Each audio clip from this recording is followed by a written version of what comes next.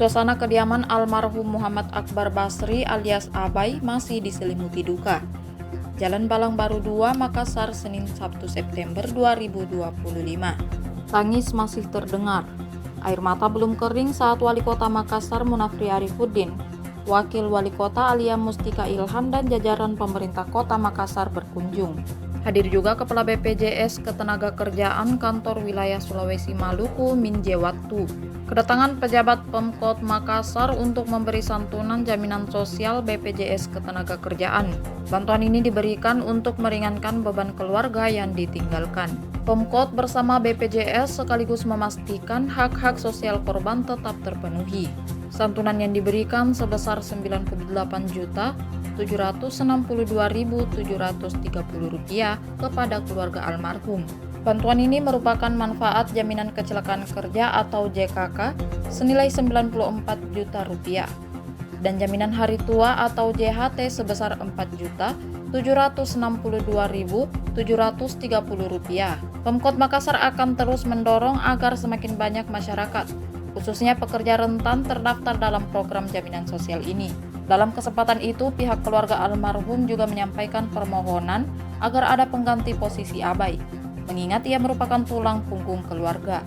Menanggapi hal tersebut, Munafri menyebut bahwa pengganti langsung memang tidak dapat diatur dalam regulasi.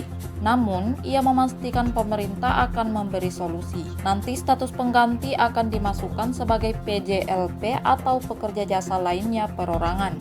Terkait korban lain dalam insiden kebakaran tersebut, orang nomor 1 Kota Makassar itu menambahkan, sebagian sudah keluar dari rumah sakit, sebagian masih menjalani pemulihan, dan ada yang menunggu proses penanganan lebih lanjut. Tak hanya itu, Pemkot Makassar dipimpin Munafri memastikan bantuan bagi semua korban insiden brutal di DPRD, baik meninggal dunia dan menjalani perawatan di RS. Kakak kandung Abai, Muhammad Bahmid Basri, mewakili keluarga menyampaikan terima kasih kepada masyarakat yang terdaftar sebagai anggota dari member dari BPJS, sehingga itu tercover jaminan kematian pada saat bekerja, dan ini yang kita serahkan kepada Akbar atau Abai, sehingga program ini kita jalankan di Kota Makassar untuk semakin tahun kita berharap program ini bisa semakin banyak mengcover masyarakat Makassar, terutama saudara-saudara kita pekerja rentan. Pergantian langsung, saya pikir itu mungkin tidak ada dalam regulasi, tapi di tempat lain insya Allah kita akan mengambil satu saudara almarhum untuk bisa ditempatkan menjadi tenaga pegawai yang ada di pemerintah kota. Posisinya nanti statusnya seperti apa, Pak? PJLP.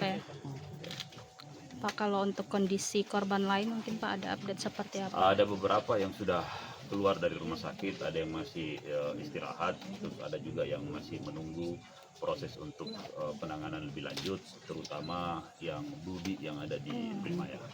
Jadi nanti kami akan update bagaimana kondisinya. Terima kasih. Download Tribun X sekarang, menghadirkan lokal menjadi Indonesia.